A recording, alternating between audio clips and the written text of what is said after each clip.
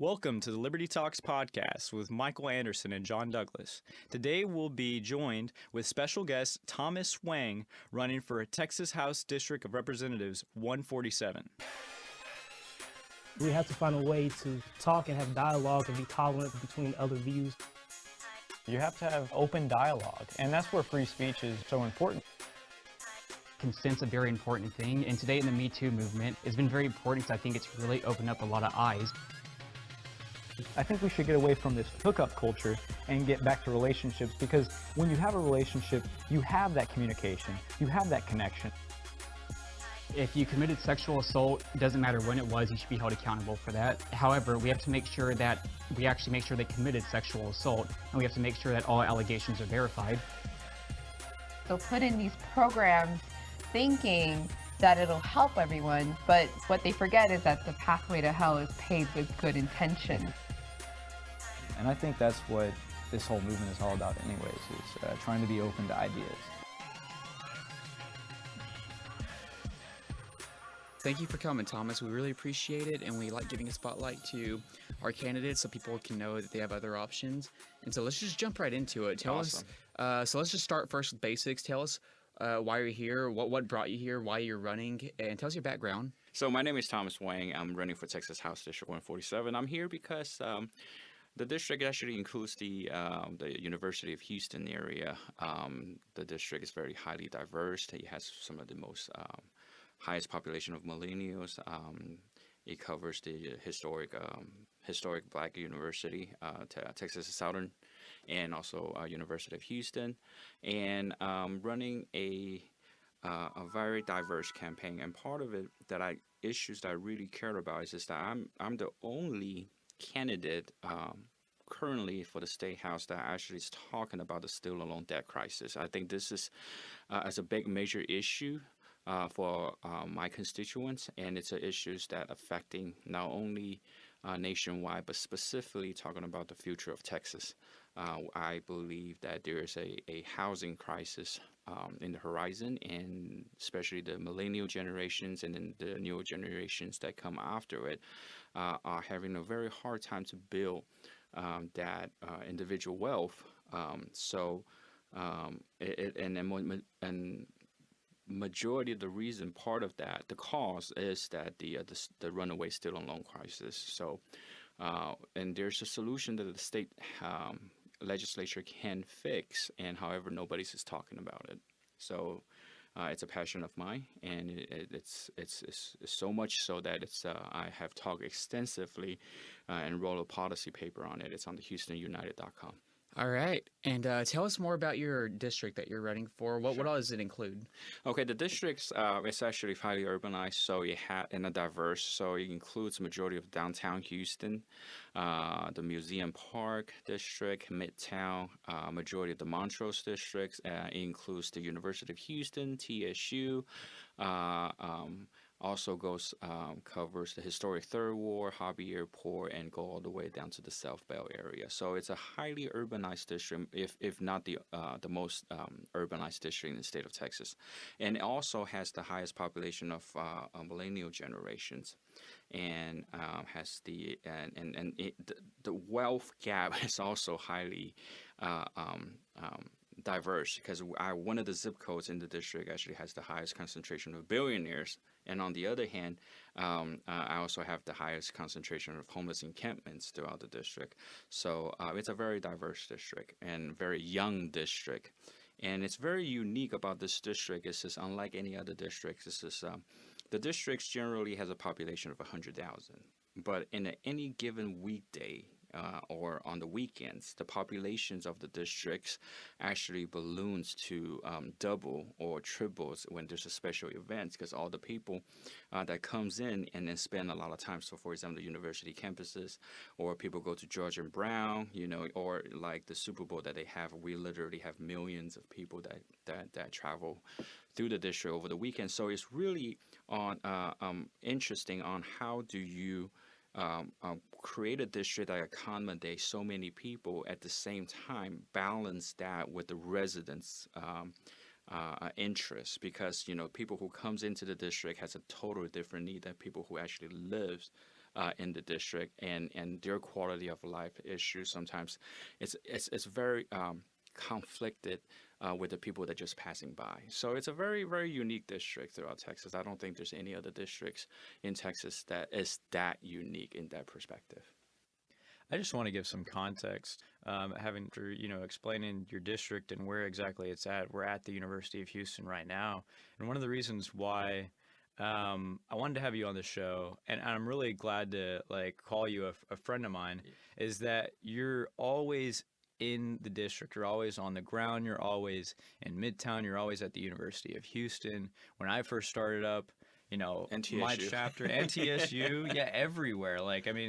Everywhere I see you, and it's you're really, really involved. So you just stand out to me as a person, and so you said you're honored to be on the show. I'm honored to have you, and I really appreciate you taking the time to talk to us because you're just a phenomenal person, Thomas Wang. I appreciate that. Because at the end of the day, I this is what my personal belief. At the end of the day, it doesn't matter if I'm a Republican, or it doesn't matter if you're a Republican or Democrat or liberty or progressive. At the end of the day, I just want to represent you, regardless what your background and your ethnicity and your belief. And I think that's the basic fundamental element for anybody who want to run for a office, especially the Texas House of Representatives. So the only way to do that is to talk to everybody and to go places that other people were not wanting to go, or go to places that people hasn't gone for a very long time. And at the same time, to me, it's just a personal growth. I actually learn a lot more about myself than the people of this district. So it's a growing experiment or experience for me too as a person. I believe this throughout this campaign, for the better or worse, I have become a better person. So Well, it definitely brought us together, and I'm thankful for yes, that. thank you. Well, you said something interesting earlier, though, I kind of want to touch on. You were talking about how your district has the highest concentration of rich millionaires and the highest concentration of impoverished people. Yes. Now, your opponent that you're running against, correct me if I'm wrong, but he's been there since 1991. Since 1991. Yes. And he hasn't eliminated that poverty problem. No. Well, my question is, tell me what you're going to do to eliminate that poverty problem. How will you be able to help those people? Well, I think here's the problem when we talk about poverty, and this is an issue that's not something new. It's issues that has been around for decades, and if you look at throughout the American history, the modern history, it's just that, and I encourage you to Google the report. It's just that if you take all the historic data out, nationwide data, and you look at wealth gap, and 100% of the wealth gap is contributed to the property ownership period. So this is something that's profound to me. So meaning that the only way to build wealth in this country for the last several decades is about property ownership. And none of our policies, especially in this state, has been addressing that the pathway to home ownership and property ownership, and sometimes it get into even worse is just that we have these policies that actually discourage people from become a property owner, and like runaway property tax that we have, and also these affordable housing that we have been doing for decades and decades, and that has done nothing about creating wealth for the community or the individual, and done nothing but really just put more people dependent on the government.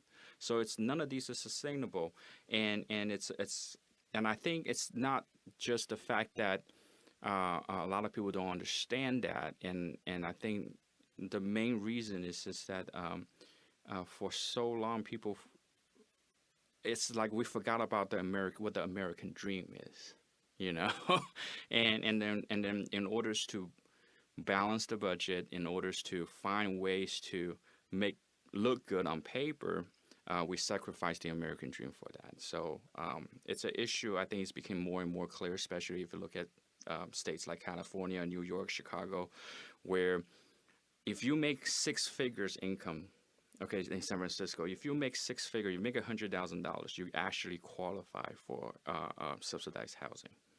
And that's just insane. So we have a runaway wealth gap and wealth building too, and have a runaway housing crisis that nobody's talking about. And it's not too late for Texas to, the most recent report that came out, the average home prices in the city of Houston is $290,000. So we are, by any measure, we are not affordable city anymore. So, but it's not too late for us to correct that path and focusing on what's important, which is building that wealth, which is get on the path of homeownership as soon as possible for any generation in order to make financial independent. So it's not too late for us. So I think that's why I decided to run on this particular platform, part of the particular platform. So let's get into your student loan ideas. I know, like you're someone that really tells the truth. Like, I mean, a lot of Republicans don't talk about the student loan debt crisis. It's not like a particularly easy thing to tackle in free market economics, It's right? not. It's actually goes contrary, and I get.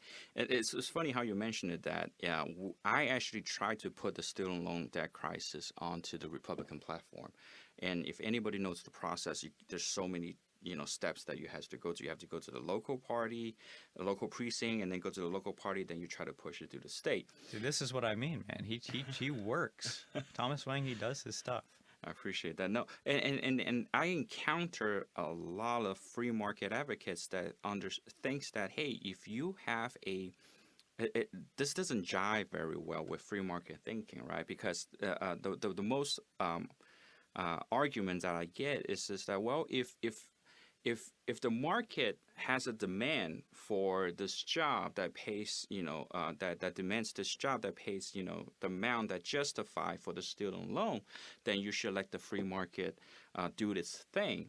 But however, people are not talking about the fact that we have a artificial inflation that's been created with the higher education costs by the bad policy, well, good intended bad policy from the federal government that runs. Has created this a balloon artificial prices in higher education costs. So, for example, let me give this example. If we talk about the way to solve a healthcare system, right? We want to bring the costs down, okay, for healthcare, but we don't talk about the average doctor getting a doctor resident school comes out of it having a student loan of like somewhere up in the $500,000 range. Or 800,000 range. So the market is like this. So it's kind of it's in a way that it's been. How can you lower something at the end when you have a newer generation of doctors that coming into the system has a debt that they needs to pay it off that justify that debt?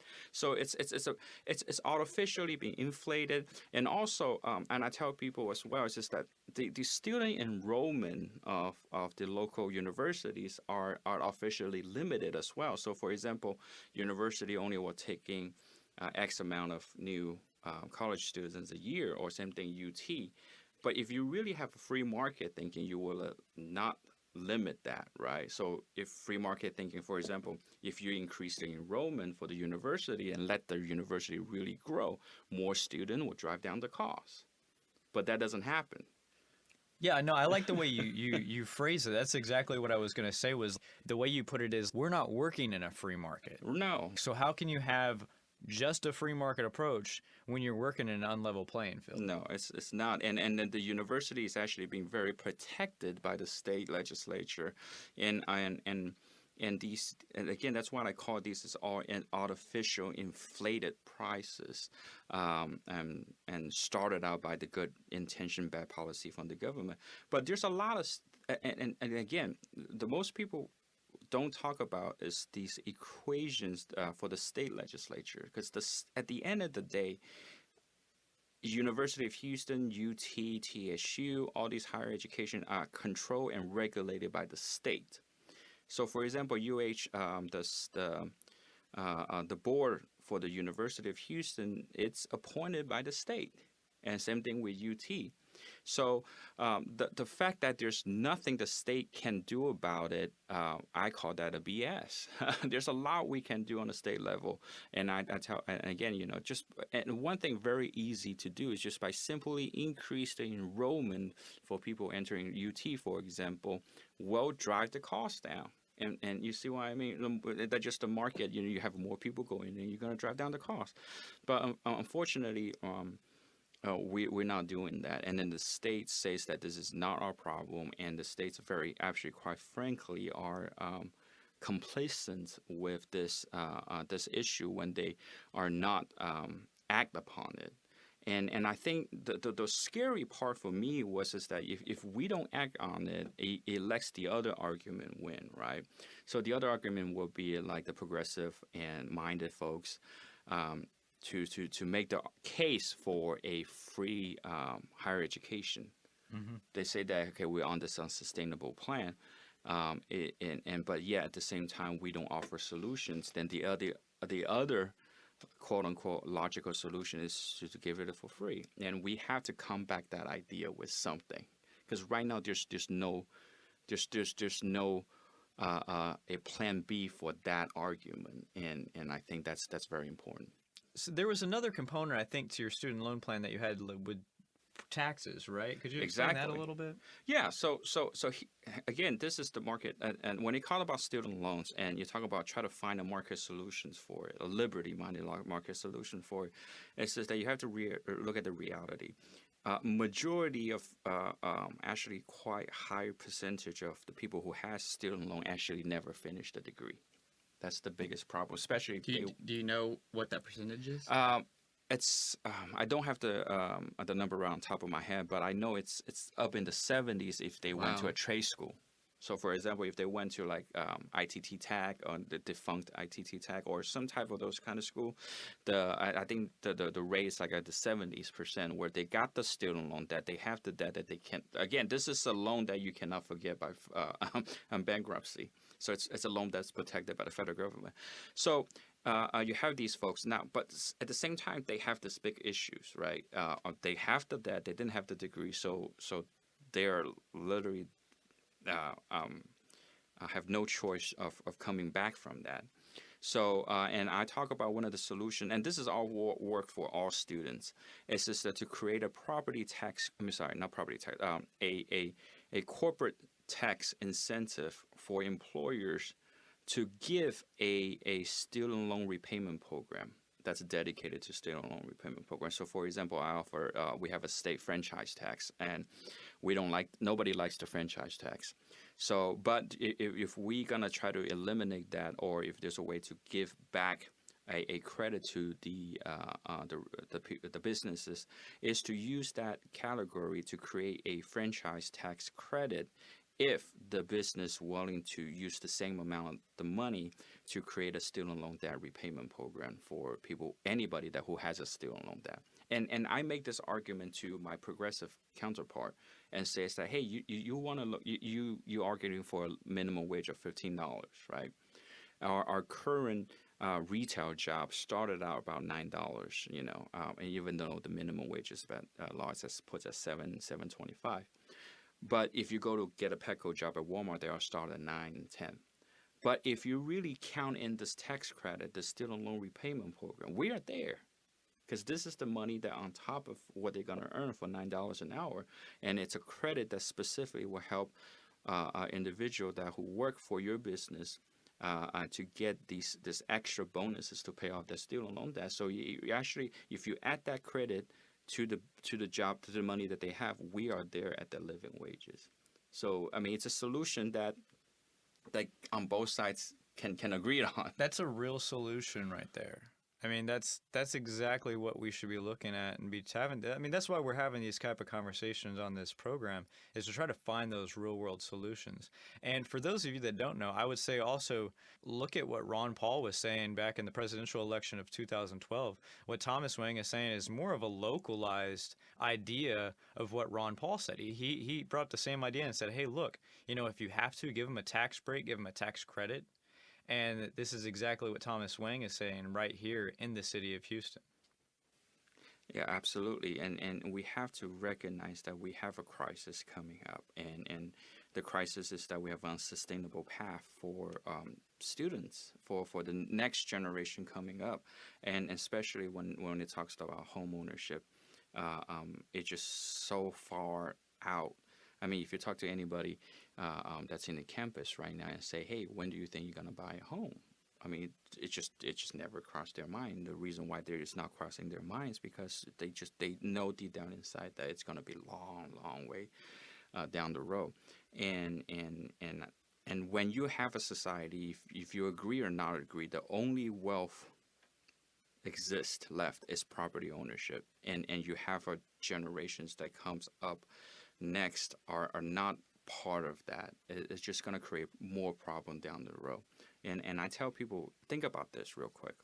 I'm actually I'm 36 years old, so I'm at the very beginning or the very end of Generation X or at the very beginning of millennial, and we are 36 now. So 20 years just passed by really quick. So 20 years, 30 years down the road, we have a generation going into retirement age with the highest amount of debt, personal debt, than any generations before, and has the least amount of wealth, has the least amount of property ownership than any generation. And then let's try to talk about Medicaid and Medicare and retirement. Then it's just unsustainable. The country, the debt will explode.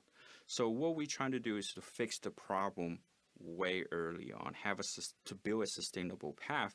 And this is all hands on deck situation. You got to have local government. You got to have even the university has to be involved, because part of the reason of this crisis is created by them. Okay, and you have to have the state involved. You have the federal government are involved to realize that we have a problem and come together to fix it. Because if we're not, we're just gonna have a uncontrollable populations down in the future. That's gonna create a big problem. So we do have an opportunity to fix here. So. Well, Thomas, it sounds like you've really thought through all these ideas and all these issues. If people want to know more about you, where can they go to find you? Yes, definitely go to my campaign website. It's HoustonUnited.com. I actually list out this policy and how do we a policy that I wrote that put people back on the property ownership track. It's HoustonUnited.com, where you can deep dive, and always you can always send me an email if you have any questions about it, and happy to answer anything. All right, that's great. Thomas Wang, everyone. It was a pleasure. Thank you.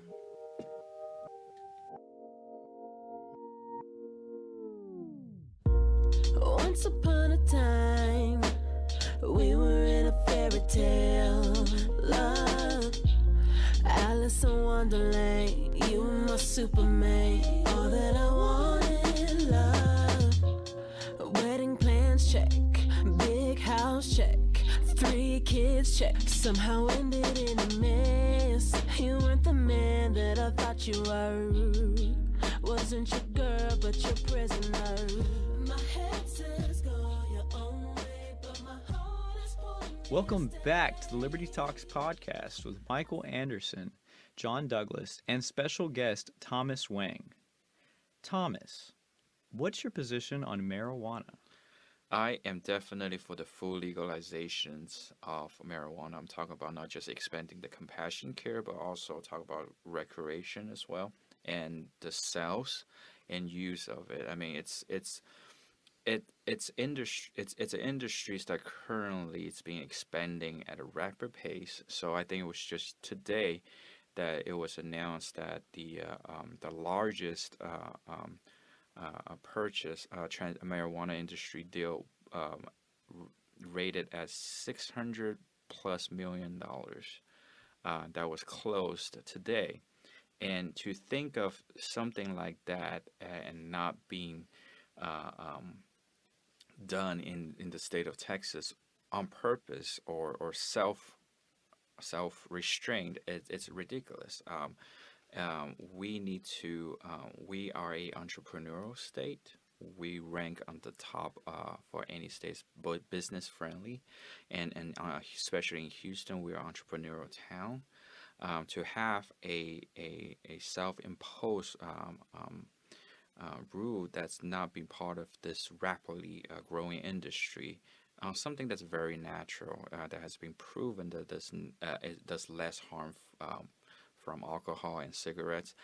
It's just ridiculous, and especially we have one of the biggest medical complex in the world, and the research facility here, and to not be able to be part of the solutions or in the market is just ridiculous to me. I gotta say, it's refreshing to hear someone running for office, just period, saying that, but also a Republican. And I've also been noticing here in the last month or so, Republicans are easing up on the issue of marijuana. Definitely not to the point where you are, where I am, but like for instance, Ted Cruz saying that he's open to letting the states decide, and then Greg Abbott saying he wants to decriminalize it to a Class C misdemeanor under 2 ounces. I mean, in the state of Texas, this is pretty radical change I see happening. Do you see something happening possibly in the next session or within the next few absolutely. years? I seen, especially if you think about it, because again, I serve on the Legislative Priority Committee during the Republican conventions just held earlier this year. The agriculture of hemp actually came pretty close to be on one of the top priorities. So I think if it's not 6 or 7, but it should be ranked as 8 and 9, because we only allowed to have top five priorities. So this is definitely an issue that's moving, quickly in all branches of government. And I think there's rumors that the White House, President Trump, might come out with a policy regarding that as well on the federal level. So it will be just insane for us not to take on during the next legislations, which is starts in the just next couple of months. So I expect everyone here to be a big part of that, because again, the state will not move without the grassroots activists over there to champion for it.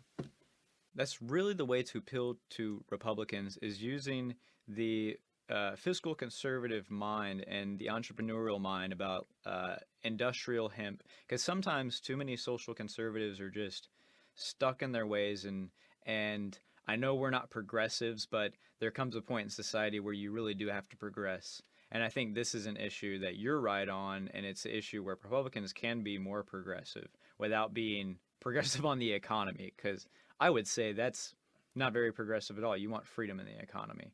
But,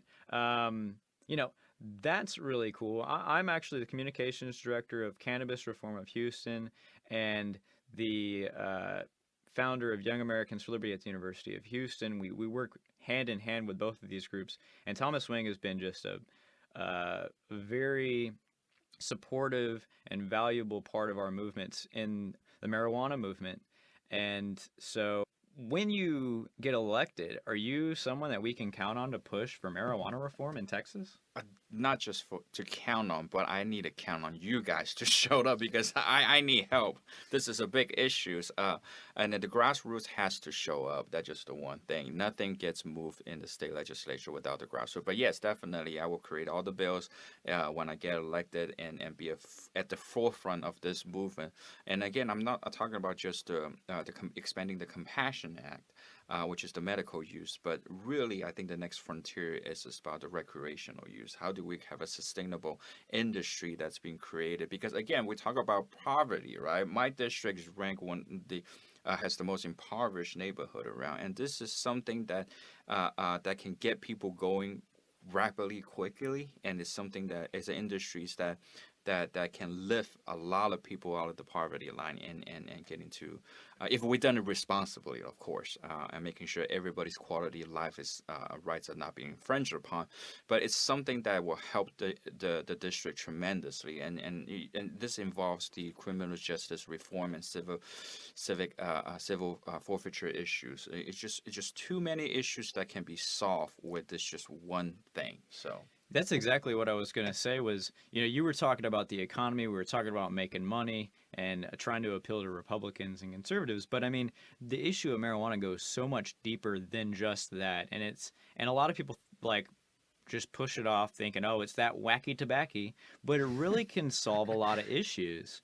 And it's like you said, criminal justice reform. There's patients that are flooding the state of Texas going to Colorado. They're called marijuana refugees. I don't know about you, but I don't think Texans should be going to Colorado to get their medicine. I think we should be treating Texans in Texas. Well, very libertarian opening today. But with that, let's get right on to the news cycle of the week, which I know it is moving so fast now. We move at the speed of light in the news industry. And so the first thing we need to talk about is Brett Kavanaugh. It was a year ago when he got elected, even though it was less than a week. Yeah, Dude, that's old news. Yeah, what are you talking about? That's old news. But let's get to that real quick. Brett Kavanaugh elected, finally. Republicans did it. We didn't back down. And I think that deserves a pat on the back. Republicans showed some spine, some backbone.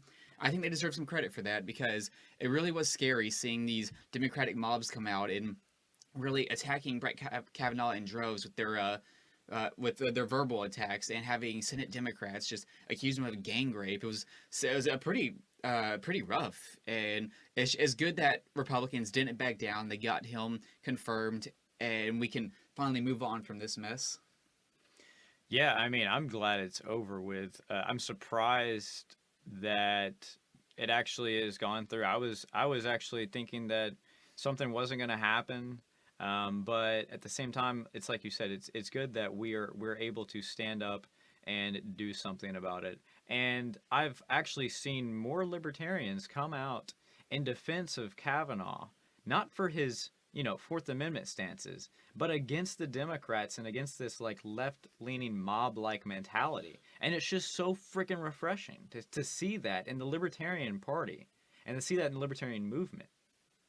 Yeah, it really is refreshing because, well, I'm kind of glad to see that. Well, not kind of, I am glad to see that because it shows to me that there are libertarians who, despite what Brett Kavanaugh thinks about the Fourth Amendment, the due process is a bigger issue.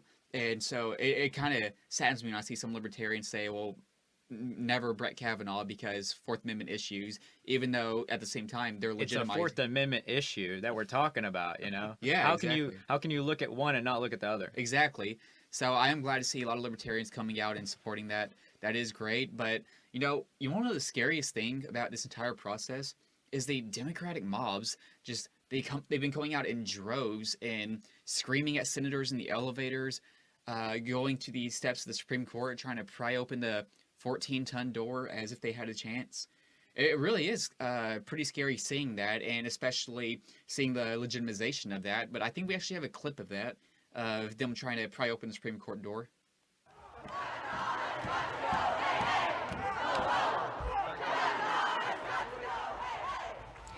These are live images, folks, at the doors of the Supreme Court, where you can see protesters have gathered. They are demanding. Wow, man, that is something their else. Voices. We're really getting into a different point in politics. A lot of people have been saying, I thought it was exaggerated, like, oh, we're so divided to the point of the Civil War. Although I hear that on mainstream media even more and more nowadays. Rand Paul came out and said that he is fearful of that someone will get killed in this hyper-political climate, and I believe it. I wouldn't believe it if someone hasn't already gotten killed. I mean, people commit violence against one another almost on a monthly or weekly basis because of something stupid like this. Yeah, well, thankfully no one has gotten killed, but it certainly is scary, especially with with all this new rhetoric that's coming up and the turning up of the heat.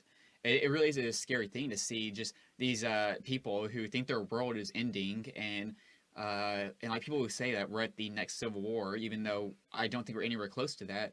And what's kind of weird about that is in the Civil War, there was an overarching issue of slavery, of human bondage. And due to our values and the values of Western civilization, there was a huge movement to free these people because we believe that everyone has the right to life, liberty, and property. And that was the overarching issue that led to the Civil War because we had one side that agreed with that, one side that did not. But when it comes to today, people saying, oh, the next Civil War is upon us, I find that hard to believe, even though that heat's definitely being turned up, but especially because there is no overarching issue. I mean, what is the one big issue that really is dividing Americans to the point where we're all killing each other? I can't think of it. It's Donald Trump. Unpopular opinion. It's Donald Trump. But you see, here's the amazing thing. I sorry to cut you off there, but when it comes to Donald Trump, actually a graph was just released. There was a study done on how much the Republican Party hates the Democratic Party, how much the Democratic Party hates the Republican Party. And what we saw is that since Reagan, the Democratic Party actually had more hate for the Republican Party until Bill Clinton came and it was about even. And then once George Bush was elected, the Democratic hate for the Republican Party skyrocketed. I mean, it went way up.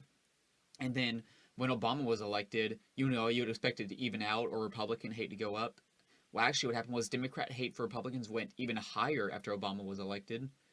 And what we saw was that the only time Republican hate for Democrats got higher was during the 2016 election. So, yeah, they really hate Trump, but I don't think it's the overarching issue. I think the overarching issue is just how far left the Democratic Party is going and how they don't want to hear other viewpoints. And you see that in their censorship now and how they're trying to shut down opposing viewpoints. Yes, and I completely agree with you. You've seen that earlier from the clip you hear. All this is a top-down approach of things, and these mob mentality or these actions that have been broadcast throughout TV networks.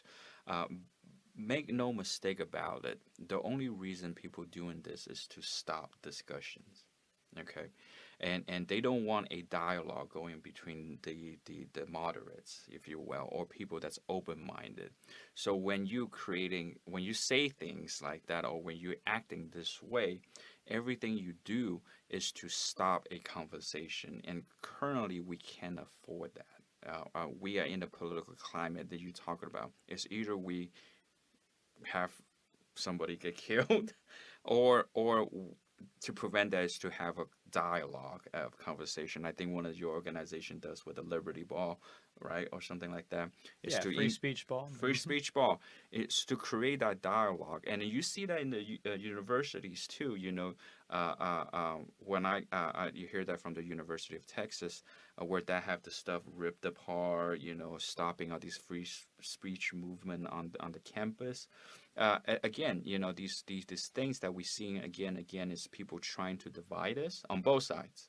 People trying to with the one goal of to prevent us from talking, and that's the most I think it's the most damaging point for our political climate right now. And we just need to start talking to each other again. We need to start talking and not acting childishly, and especially not to have third parties prevent us from talking. That's the biggest issue, I believe. And I think that's a really good point you make. And actually what we're seeing right now is a lot of people on the left who are trying to increase the temperature because they think anger is going to get their base out to vote in 2018, which they're probably right. I think it will get their base out, but it's really bad for the country. And we actually have another clip of Eric Holder showing exactly his sentiments.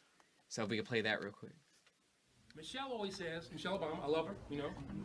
She and my wife like really tight, which always scares me and Barack. But Michelle always says that, you know, when they go low, we go high. No. When they go low, we kick them.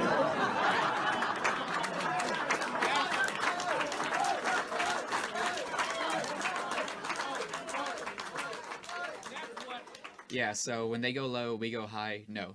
When they go low, we kick them. For one, Democrats have never gone high. They always go low. That has been their tactics since Bill Clinton. They go low every time. That's why they always have called Republicans racist and sexist, and that's why Mitt Romney had a binder full of women, and you know how it goes. So, but now they're changing that because now I think they're being more honest. They're saying when they go low, we kick them, and you know, it's really bad because it is driving up the heat, and we do see that there are a lot of crazy people out there who will take this seriously. Now, I don't think that Eric Holder is actually calling for his people to go and kick other people. I think he was more speaking metaphorically, but that still raises the heat. And we see that people will start doing this, especially when just last week we played that video of that activist who actually did kick a pro-life woman, which is just amazing. So I hate that the Democrats are doing this, but this is the game they want to play, and my biggest hope is that the majority of Americans see this and say, no, we don't like this, and they go out and vote against them and make sure this doesn't happen.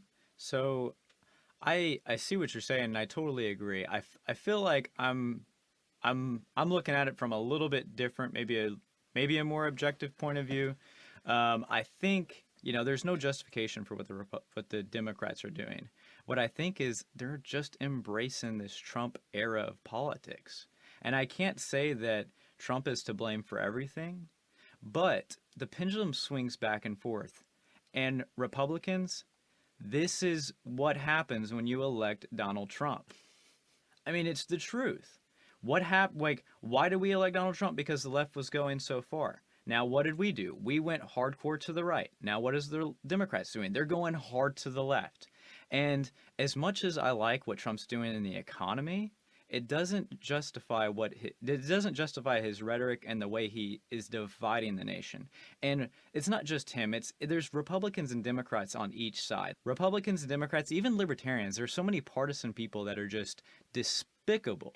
All they care about is just one-upping the next, making a meme, making a joke, trying to delegitimize and dehumanize their enemy to the point where they'll be violent, where they think it's okay. And none of it's okay. I know we're talking about Democrats right here, and they should be condemned, but it's not only them.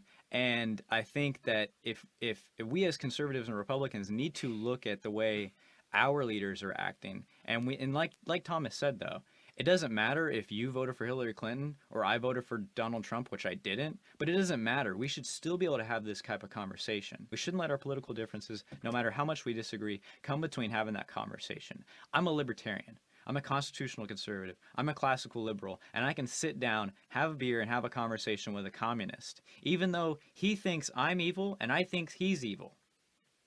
And that's what we should be able to do in America. I agree. And touch on one point. When you talk about Donald Trump, I don't think Donald Trump is the cause of a lot of this. Now, certainly he doesn't help sometimes. He does say some vile things at times, which whenever he does, I criticize him for that.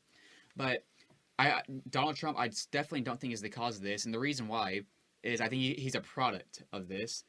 We didn't get Donald Trump because we were moving that direction. We got Donald Trump because the Democrats moved that direction. And Trump is just a product of the environment we're in. And proof of this, or my evidence, is that there was another study, which you can go online and look this up. There's a graph, and it shows how far to the right Republicans have moved since the 2000s and how far Democrats have moved to the left since the 2000s. And what you see that since George Bush, Republicans have stayed pretty much on the same line. They haven't been moving really right or left. The only biggest policy difference I could think of from George Bush is Trump's tariffs, which hopefully he gets rid of those because I hate his tariffs. But that's really the biggest thing I can think of that's been changed. But if you look on the Democrat side, they just keep moving farther and farther left. And to give an example, in the 2000s, they didn't believe in gay marriage. They did not believe in single-payer health care. You did not have any socialists running in their primaries and their elections. And look at today, they basically called for complete government health care. They have Bernie Sanders and Alexandria Ocasio-Cortez and Beto O'Rourke and all these really far left people running who just believe things so out of the mainstream now that it's really amazing how far left the Democrats have moved. And I think Trump is a product of that.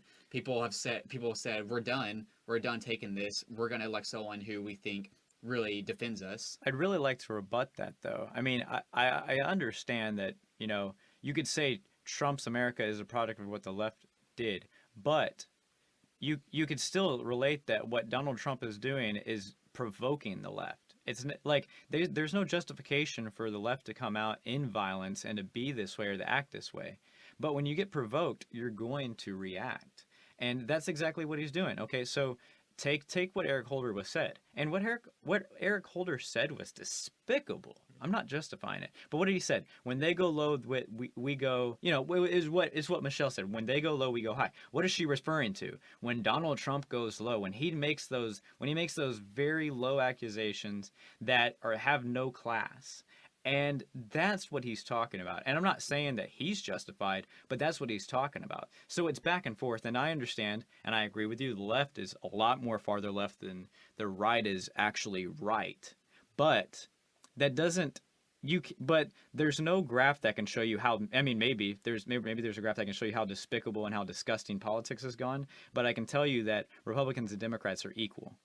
Like, what Trump is saying is equally disgusting as what some of the Democrats are saying. So it works back and forth. I would disagree. I don't think it's equal, just because I think Brett Kavanaugh really shows. Whenever Obama nominated Merrick Garland to the Supreme Court, Republicans upheld that, and not upheld that. They opposed that, and they said, no, we're not going to allow that. We're going to wait till after the election, and that was the end of it. But with Brett Kavanaugh, Democrats didn't just want to try to wait till after the election. They wanted to destroy that man's life and accuse him of gang rape. So, no, I'll disagree that they are equal. I think Republicans do engage in it sometimes, but nowhere near to the extent that Democrats do it. But we're going to have to move on to our next topic, and we're going back to the mobs. And what I wanted to get to is how the media and CNN and MSNBC are really covering up these mobs. The media is really just going at it, saying, these are not mobs. These are angry people, and that's not a mob.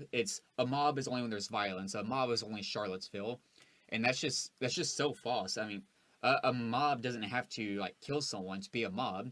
Mob was Charlottesville, and it's what happened in D.C. during the Supreme Court. I don't think that's mutually exclusive. I think that we should always oppose mobs and mob politics. I definitely think that the media shapes things the way they like it. I mean, you see this with identity politics and partisan politics all the time. Depending on what side they're on, or possibly even what color they are, they can be identified as gangs or mobs, or maybe they're just protesters. They're not for example, I saw you guys probably remember when Ted Cruz ran out of the diner in D.C. They were like, oh, these are activists. It's like, those are not activists. Like, I'm a freaking activist. John, you're an activist. Thomas Wang, you're an activist. Right. Like, that's a mob. Yeah, that's a mob. It's not. They're not activists. They're not that's like a nice title to give them, to call them an activist. And right? what's sad is that people like CNN will say, that's just free speech. There's nothing wrong with that. Of course, if we did it to them, then it would be bad. And they called the Tea Party a mob. The Tea Party was a mob. That wasn't proper free speech. That was hate speech. But if the left goes in and runs Ted Cruz out of a restaurant, well, that's just free speech. That's not a mob. The double standard really is frustrating. What do you think, Thomas? Well, again, I reiterate these. You have organizations that their sole purpose is doing stuff like this. Unfortunately, again, it's not everyone can afford to be waiting somebody at a restaurant. It's not everybody can. I know being an activist is really hard, okay, but consistently find people to chase them, to do some of these things. And unfortunately, I don't believe it's productive in any means, because it's borderline harassment at this point, and it's about how to install more hatred.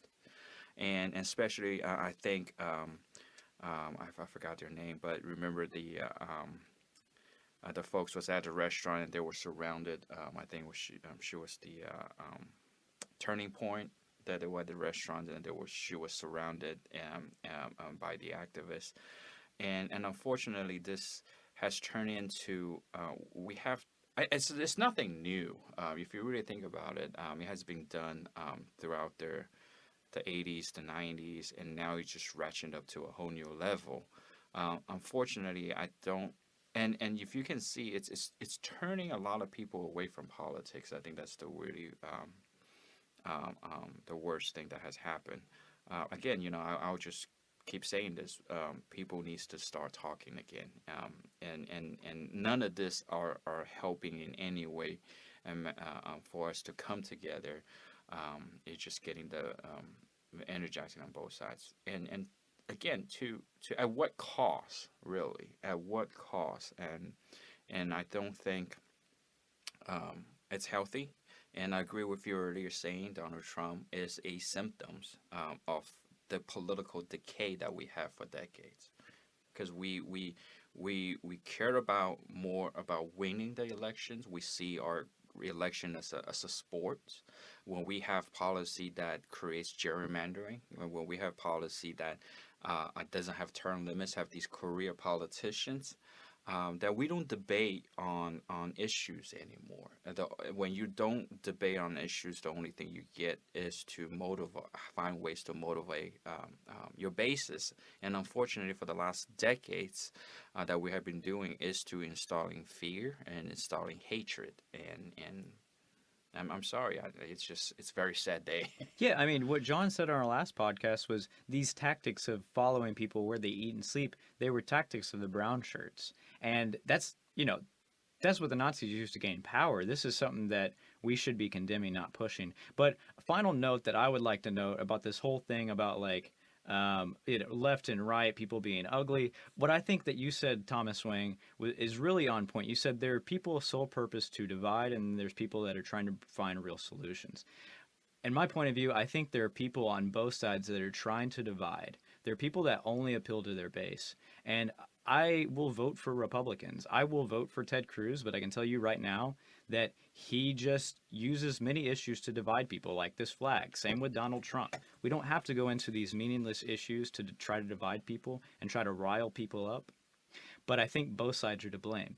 But, thank God there are people like Thomas Wang. There are people like John Douglas and myself that we can come together and have these type of conversations, because it's important for people that are pragmatic or that are, just human, that believe that, every human life has intrinsic value and that everyone has the same equal rights, to come together and try to figure out real world solutions rather than simply just the Republican or the Democrat solution. Well, let me just add this then. Okay, I don't see a sustainable way going forward. And if you think about it, so for example, Beto campaign, we can talk about the Beto campaign right now. I think the whole Democratic Party is just betting on this Beto thing, and you've seen they have a very popular and viral campaign. But what happened if that fails? Which is, I honestly believe that he's not going to get elected. No, I mean, I'm voting for Ted Cruz. I made that clear. So I don't think it's going to happen. I think Beto's good for the Democrats. I think he's Democrat socialist light, which is not amazing. If he was not a Democrat socialist light, if he was a little bit more conservative on the economy, I probably would vote for Beto. But I think that he is way too far left, and it's like you said, he's given a false hope that nothing's going to happen. Right. So what then? Right. If he fails, and how far left or how high the temperature the left is gonna get. Wow.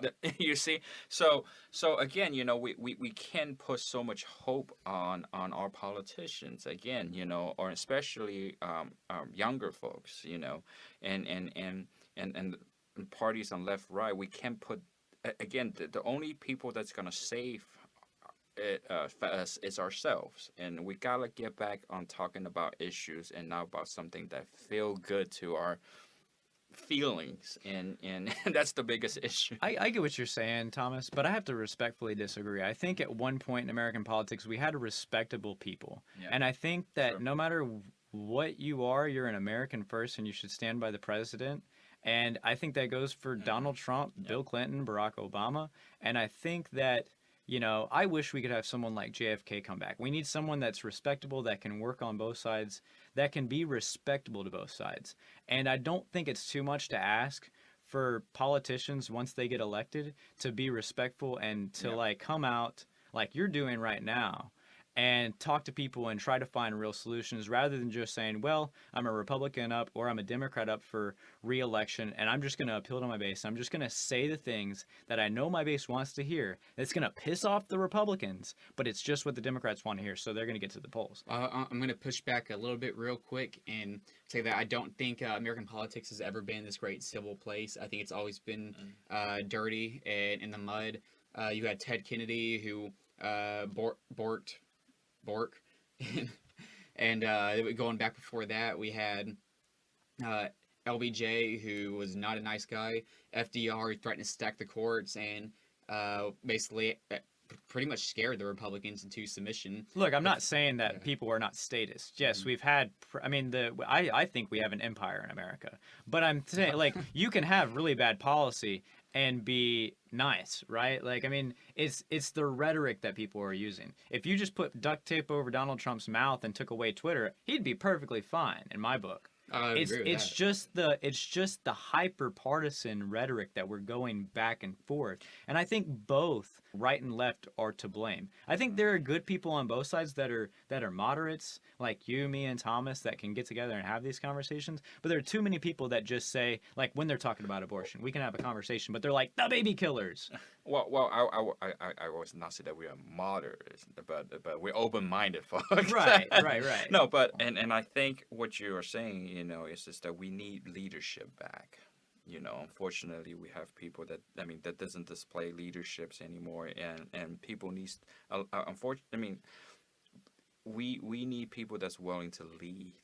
Instead of divide and conquer or let others to do the dirty work. And I think that's the point that I'm trying to get at, right? Exactly, is we should be trying to unify ultimately. Exactly. Like, I know we've been divided before. I don't think we're to the point where the Civil War is, but I think you said it perfectly, is we need someone that's going to lead. I think Donald Trump does that in many stances. I think a lot of Republicans do it in many stances, but I think that both people on both sides, they're very much worried about themselves and dividing rather than trying to unify and lead the country to a prosperous place. Well, Thomas Wang, we got 1 minute left. I'll let you have the last word. Oh, I appreciate it. Well, once again, my name is Thomas Wang. I'm running for Texas House District 147 in Houston, Texas.